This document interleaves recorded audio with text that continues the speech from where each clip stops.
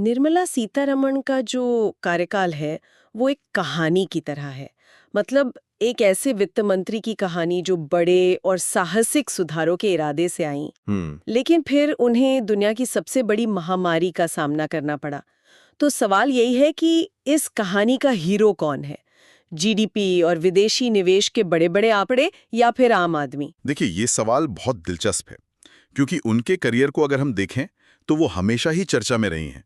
तमिलनाडु में जन्म, फिर लंदन स्कूल ऑफ इकोनॉमिक्स से पढ़ाई। और फिर 2019 में देश की पहली पूर्णकालिक महिला वित्त मंत्री बनना। बिल्कुल, ये अपने आप में एक बहुत बड़ी जिम्मेदारी थी, और वो भी उस वक्त जब अर्थव्यवस्था थोड़ी सुस्त पड़ रही थी। और उन्होंने आते ही कुछ ऐसे फैसले लिए जिनसे ये साफ था कि वो बड़े बदलावों से डरती नहीं है। हाँ, जैसे 2019 में कॉर्पोरेट टैक्स में वो जो बड़ी कटौती हुई थी, उसका मकसद तो यही था ना कि बड़ी कंपनियां भारत में ज्यादा निवेश करें।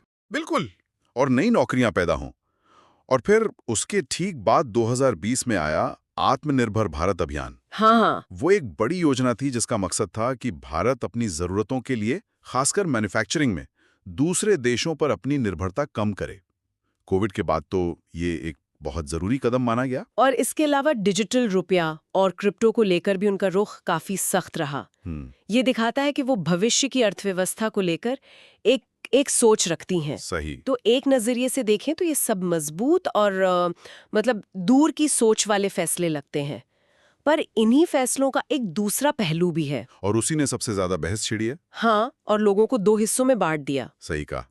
अगर आलोचनाओं की बात करें तो दो मुद्दे सबसे ऊपर रहे, महंगाई और बेरोजगारी। अच्छा। विपक्ष और कई आम लोगों का भी ये कहना था कि पेट्रोल डीजल से लेकर खाने पीने की चीजों तक कीमतें लगातार बढ़ती रहीं और सरकार उन्हें काबू नहीं कर पाई। हाँ, और बेरोजगारी का मुद्दा तो हम्म। विपक्ष का मुख्य आरोप यही था कि विकास सिर्फ कागज पर दिख रहा है, जमीन पर नौकरियां नहीं बन रही। और इसी बहस को पता है कई अर्थशास्त्रियों ने एक नाम दिया, के शेप्ड रिकवरी। के शेप्ड रिकवरी, ये एक दिलचस्प कॉन्सेप्ट है।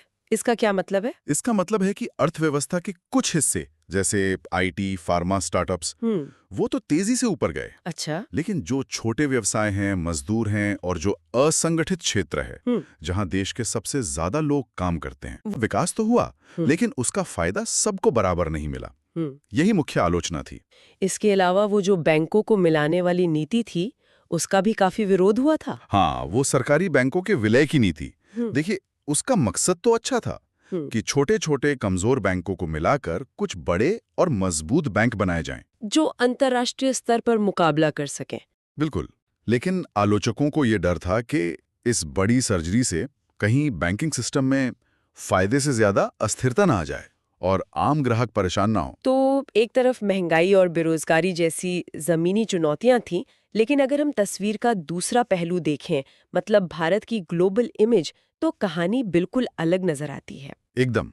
ये मानना पड़ेगा कि तमाम चुनौतियों के बावजूद महामारी के बाद भारत की जीडीपी ग्रोथ लगभग 7% बनी रही, जो दुनिया की बड़ी अर्थव्यवस्थाओं में सबसे तेज थी। सबसे तेज थी। विदेशी निवेश भी बढ़ा, और सबसे बड़ी बात, भारत ब्रिटेन को पछाड़कर दुनिया की 5वीं सबसे बड़ी अर्थव्यवस्था बन गया। और इसमें जो दिलचस्प बात है वो ये कि ये निवेश ज्यादातर सर्विस और टेक सेक्टर में आया। सही। ये दिखाता है कि दुनिया भारत को सिर्फ एक बाजार नहीं, बल्कि एक डिजिटल पावर के तौर पर देख रही थी। 5वीं सबसे बड़ी अर्थव्यवस्था बनना सिर्फ आंकड़ों की बात नहीं, ये एक मनोवैज्ञानिक जीत भी थी। तो इस पूरी चर्चा को अगर हम समेटें तो निर्मला सीतारामन को लेकर दो बिल्कुल अलग-अलग तस्वीरें उभरती हैं। एक तस्वीर है एक मजबूत और फैसले लेने वाली मंत्री की, जिसने मुश्किल वक्त में देश की अर्थव्यवस्था को संभाला। हाँ, और दुनिया में भारत का कद बढ़ाया। और दूसरी तस्वीर उन लोगों की है जो कहते हैं कि उनके फैसलों का जो आर्थिक बोझ है वो सीधे तौर पर आम आदमी की जेब पर पड़ा। सच शायद इन दोनों के बीच में कहीं है। और यहीं पर हम एक बड़ा सवाल छोड़ जाते हैं। किसी भी वित्त मंत्री के काम को तौलते समय किस चीज को ज्यादा वजन दिया जाना चाहिए?